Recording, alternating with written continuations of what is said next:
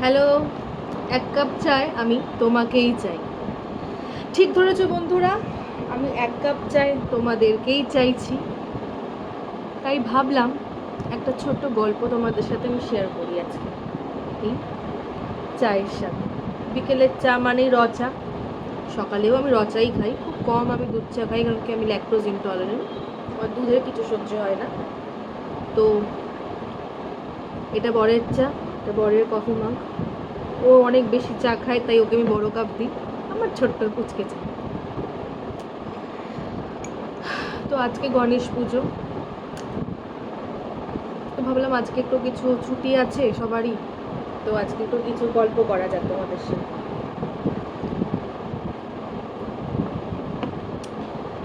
তো কি গল্প করি ভাবতে ভাবতে ভাবলাম একটা ভূতের গল্প তোমাদের সাথে শেয়ার করা যায়। ঠিক আছে, এই গল্পটা ছোট থেকে তো অনেক গল্পই আমরা শুনে বড় হই। আমি কম বেশি আমরা সকলেই ভূতের গল্প শুনেছি, কেউ বলতে পারবে না যে আমি তো ভূতের গল্প শুনি। তাই আজকে আমার মনে হচ্ছে তোমাদের সাথে আমি শেয়ার করি আমার কি বলবো, আমার মায়ের জীবনে ঘটে যাওয়া একটি অদ্ভুত ঘটনা, যেটার কোনো এক্সপ্লেনেশন আজ অবধি আমরা পাই। অবশ্যই এটা মায়ের মুখে শোনা। তো গল্পটা হচ্ছে, যখন আমার মার মানে প্রথম সন্তান হয়, যেটা আমি, তো তোমরা সকলেই জানবে কলকাতার একটি খুবই নামি হসপিটাল, যেটা শিশুদের জন্য, এর বেশি আমি বলতে পারবো না, যেটা পুরোপুরি গভর্নমেন্টও নয় আবার পুরো প্রাইভেটও নয়, এটা আমি বলে দিলাম। তো সেই হসপিটালেরই একটি ঘটনা আমি আজকে শেয়ার করব তোমাদের সাথে। দেখো আমার চুলগুলো এমনভাবে উঠছে, মনে হচ্ছে কি ভূত ধরেছে আমাকে। টিঙ্কু একটা ক্লিপ দাও তো, দাঁড়াও আমি আসছি তোমাদের সাথে। হ্যাঁ, চুলগুলোকে বেঁধে নিয়েছি যাতে আমাকে ওরা ডিস্টার্ব না করে। হ্যাঁ, তো সেখানকার ঘটনা, আমি অবশ্যই নামটা নিচ্ছি না, কারণ কি বুঝতেই পারছো, সেফটি মানে ঝামেলা আমি চাই না কোনো একটা গল্পের জন্য। তো তো ব্যাপারটা হচ্ছে, মা ওখানেই আমি ওখানেই হয়েছিলাম ওই হসপিটালে, এবং মা ওখানেই প্রথম দিন থেকে ওইখানকারই ডক্টরকে দেখাতেন। তো মায়ের ডেট দেওয়া হয়, ডেলিভারি ডেট, এবং মার যেহেতু নর্মাল বেবি হয়নি, তাই জন্য মাকে আগে থেকে ভর্তি করা হয়। মার কিছু কমপ্লিকেশনস, সেরকম কিছু কমপ্লিকেশন না, মানে ভর্তি করা হয় আগে থেকে, আমি হব ডেট আগে থেকে, সবাই খুব এক্সাইটেড, ভালো, মাকে ভর্তি করা হয়। আমি হয়েও যাই। ডেলিভারি যেদিনকে আমার মায়ের হয়েছে সেদিনকে তো বাচ্চাকে দেয় না, সেদিনটা মায়েরা খুবই ডেলিকেট একটা অবস্থায় থাকে। তো গল্পটা সেই দিনে রাতের গল্প, যখন আমার মা আধো মানে অচেতন এবং আধো সচেতন মনে ছিল, সেই সময়কার গল্প হচ্ছে এইটা। আমি হয়েছিলাম বিকালবেলা। তো অবশ্যই সেই দিনের রাতটা মার কাছে খুবই ডিফিকাল্ট ছিল, যেহেতু প্রথম বাচ্চা, সি সেকশন, বুঝতেই পারছো, পুরো পেট কেটে একেবারে। আর মার খুব অল্প বয়সী আমি হই, মার তখন খুবই অল্প বয়স। তো ওরকম, আর আমি যেদিনকে হয়েছিলাম প্রচণ্ড, আমি যেহেতু জুলাই মাসের জন্ম আমার, প্রচণ্ড বৃষ্টি হচ্ছিল সেদিন, মানে প্রচণ্ড ভেসে যাচ্ছিল, এত বৃষ্টি হচ্ছে। যখন আমি হচ্ছি সেই সময়, মানে সেই দিনটা সারাদিন প্রচুর বৃষ্টি হয়েছে, মানে প্রলয় যাতে বলে। মানে জুলাই মাসের 28 তারিখে আমি হই। তো তো এবার মাকে, মানে ডেলিভারি হয়ে যাওয়ার পরে মাকে বেডে দিয়েছে, আমাকে তখনও মাকে দেয়। তো মার এক্সপিরিয়েন্সটা এরকম, তো মা মানে আর কি, মানে অজ্ঞানই হয়ে আছে, যেহেতু অ্যানাস্থেশিয়া দেওয়া হয় না, অজ্ঞান করা হয়, তো মা ওরকম অবচেতন মনেই রয়েছে। এবং মা সব বুঝতে পারছে, কিন্তু মা একেবারে অ্যাক্টিভ নয়, ঠিক আছে, যেটা হয় প্রচুর ওষুধ মেডিকেশন, মানে একদম অবশ করে দেওয়া হয় না জিনিসটা। তো মা দেখতে পাচ্ছে।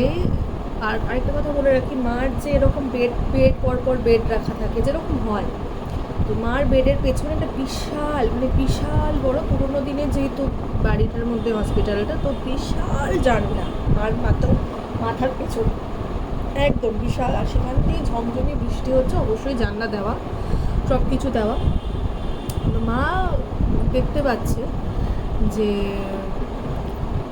মাকে কেউ ওই জানলাটা দিয়ে ভীষণ পরিমাণে টানছে, এবং আমার মার ফ্লোরটা একদম টপ ফ্লোরে ছিল, মানে 8-10 তলা হবে, 6-7 তলা হবে। মানে একটা ছেলে অল্প বয়স, সে প্রথমে জানলা দিয়ে দেখছে।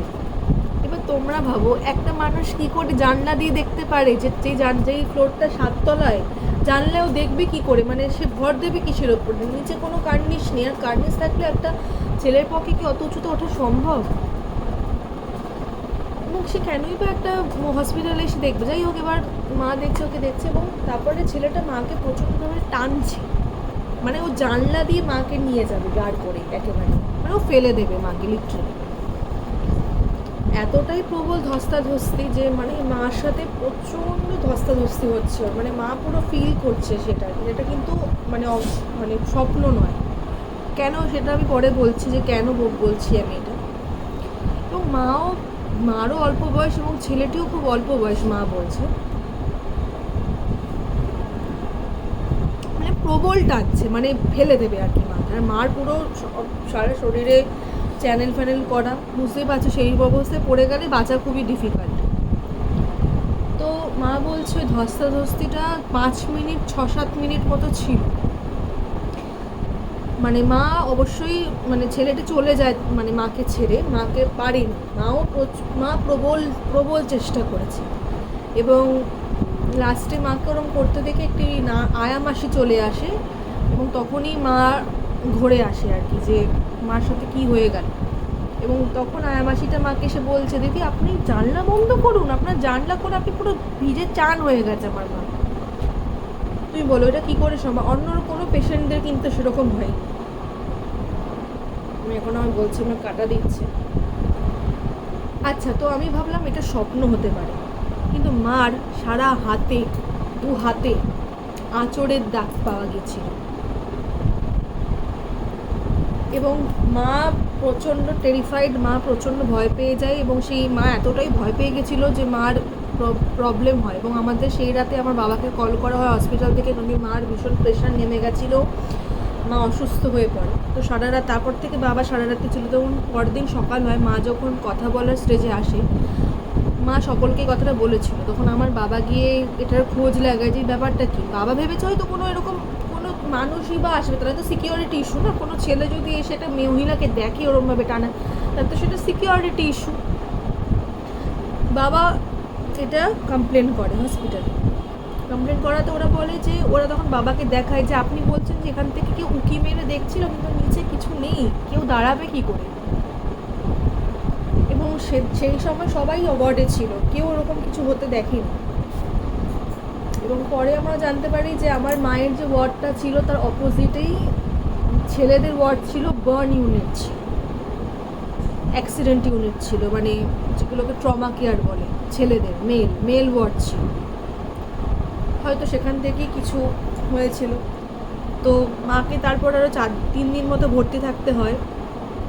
তো তারপরে আর সেরকম কিছু হয়নি, কিন্তু মাকে গীতা দেয়, লোহার প্রচুর জিনিস মাকে দেওয়া হয়েছিল বালিশের তলে রাখতে, এবং একটি ঠাকুর দেওয়া হয়েছিল, গণেশ ঠাকুর, তো আপনার আমাদের কালী ঠাকুর।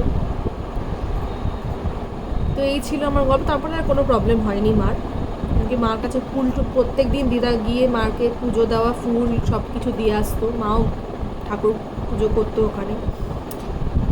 এই ছিল গল্প। আজকে গণেশ পুজো, তাই ভাবলাম গণেশজি তো আমার মাকে বাঁচিয়েছিল, রক্ষা করেছিল, তাই জন্যই আজকে ভাবলাম তোমাদের সাথে গল্পটা শেয়ার করি। কেমন লাগলো অতি অবশ্যই জানাবে। চলো টাটা।